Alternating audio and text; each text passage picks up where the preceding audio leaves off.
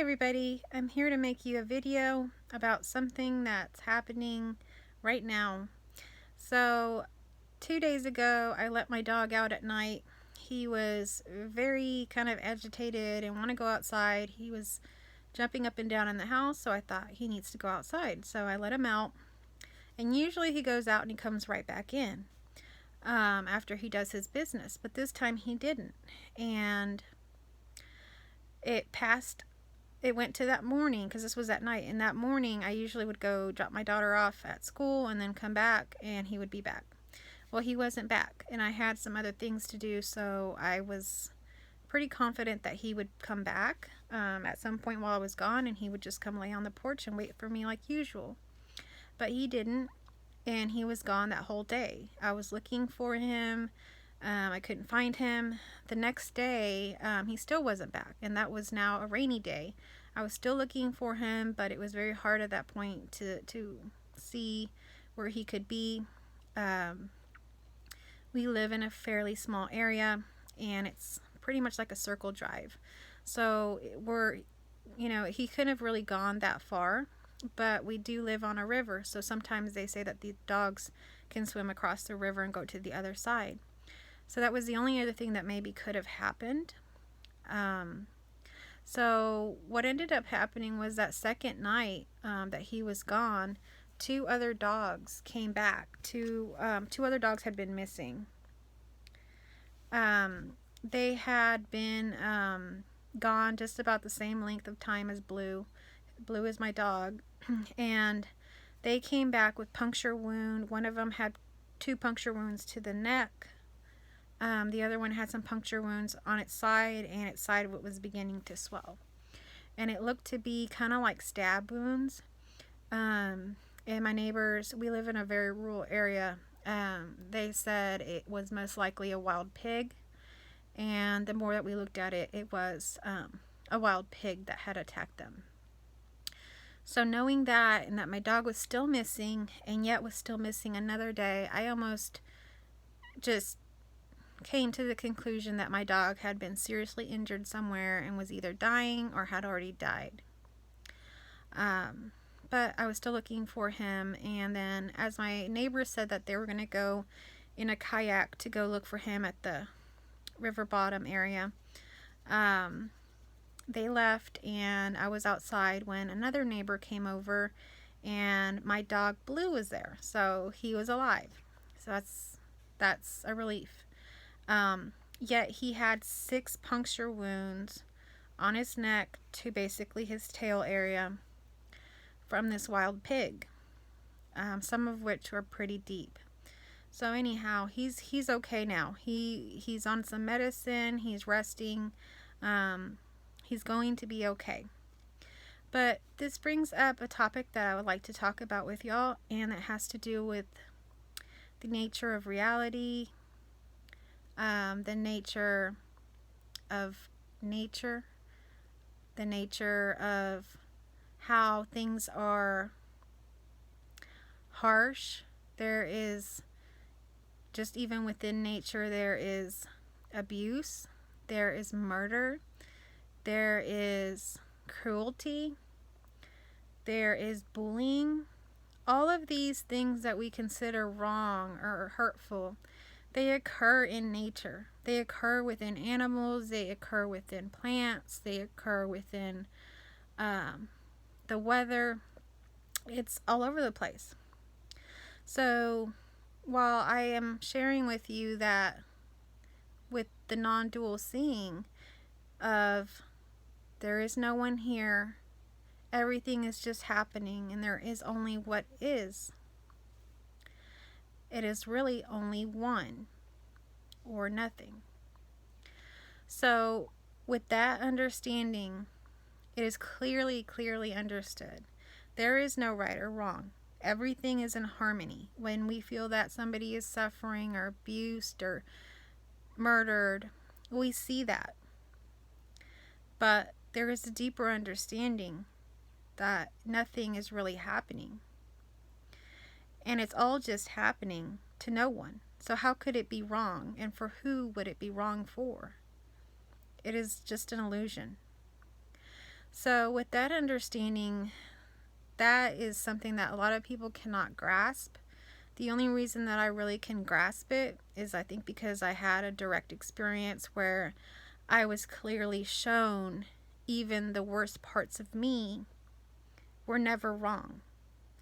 So some things that could be before the seeing seen as really wrong was cleared up. It's not wrong. Nothing is wrong. And nothing that I choose to do, even though I'm not choosing, anything that happens in my apparent future, no matter what it is not right or wrong. And even greater than that, I'm not doing it. So there's no shame, guilt, or anything to be held. It just doesn't exist. There can't be. So I wanted to talk about nature and that kind of idea, because I think some people also have this idealized belief that animals are in this perfect state of bliss and happiness. They already don't have a self. They don't have any guilt or shame or any of this stuff already. Well, that may be, but that doesn't take away from there actually being the actions of murder, attacks, cruelty towards other animals or whatever. That still happens. So just like with us, even when it's seen that no one is here, which there already is no one in all of these bodies, it's also seen that all of these things that humans do to each other are not anything. They're not even really happening. Same thing with animals, but animals don't realize this. They just are, and they don't have this. It's just nature, and it's normal to them. It happens, and if they suffer, they suffer. It is what it is. So that is what I'm pointing towards. It's not so much like some mystical state or understanding. It just is. So, for example, I have 3 horses. And in the time I've had those 3 female horses, I've brought in 2 other horses. One time it was a female horse. The second time it was a male horse. Both times that a new horse was brought in, the other horses that had already been there would begin to mistreat the new horse. They would literally kick the horse every chance they got with their back legs, like just kick him hard. So much that leaves cuts, scars, everything on that horse. That's abuse. They also would all withhold the food from the new horse. So even though they all had their own food buckets, they would kick that horse off their bucket. One would finish eating as fast as it could and go kick the other one off. Or they would just go kick it off from the beginning and not let it eat at all. And this would go on so much so that we had to build a separate area for this horse just to eat, because it was not even being able to eat because of the other horses. Eventually it learned to not even eat from its food bucket. It would just be scared. So that was at one point. And eventually that horse became part of that group, and there was a certain kind of hierarchy, and that was probably why that horse was being treated like that. And now they get along great. But at the time, that was just abuse. I mean, that horse was being hurt, physically hurt, was also being malnourished due to the horses treating it this way. So the second horse came in at some point, the same exact thing happened. We had to protect the new horse, and the horses didn't exactly listen. There was still that hierarchy. And so that's just to say this stuff happens all the time. The more that you're around horses in nature, you will realize this. So for example, my dog, he got attacked by wild pigs. If you go into the wrong area, he went into the woods and there's wild pigs, they're going to attack you. Does that make that wild pig good or bad or evil or some kind of demon? No, it doesn't. Neither one is good or bad. The other thing is, there was a litter of puppies when I was looking for my dog around the other side. This was before I knew that the other dogs had been hurt. So I thought the other thing that could have happened was maybe my dog was attacked by this mom dog, because this dog had just recently had puppies. There was about 7 of them. And I thought, well, maybe the mom dog attacked my dog. Because in nature, and even with humans, if you feel that something is threatening your baby, your child, humans and animals alike will attack to kill. And even just like a human, they will lay down their life or risk their lives to save and protect their own child. So that's another way that nature can be kind of ruthless and harsh. They don't care what the other dog wants or what it is. If they feel a threat, they will do that. Okay? So that's even just within dogs, you see that. And even within dogs, you see some harshness with the mom towards the babies. If there's a runt, that runt could be kicked out, left to starve and die. Or the other puppies could kick the runt off the nipple where it can't even feed. Certain animals, including dogs and cats, have been also known to eat their babies. That happens. Why? Who knows? Does that make that dog an evil dog? Somebody could say so. I don't, and I didn't say that before, and I don't say that now. It's just something that's happening. But we want to put labels on everything. We want everything perfect, and it's just what it is. It can't be any other way. It's not for us to say how it should be. It's happening as it should. Everything is in perfect harmony. I used to be a raw food vegan due to watching a movie about animal cruelty called Earthlings. That was a sense of sort of neurosis, because after watching that, I was terrified to have anything to do with eating animal products or buying any animal product clothing, any of that stuff. So that happened, okay? So I changed my diet because of that.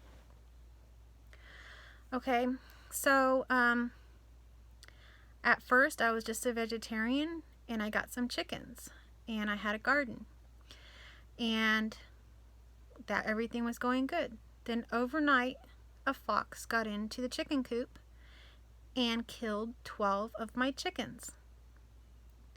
All 12 of my chickens. So that's the ruthless thing of nature. Is that fox bad? Is that fox some kind of evil character? No, it's a fox doing what foxes do. And the fox wanted to eat a chicken. It ate all 12 over time, but yeah, it's just a fox. But now I don't have eggs to eat. So you see, these things just trickle down. Now with my garden,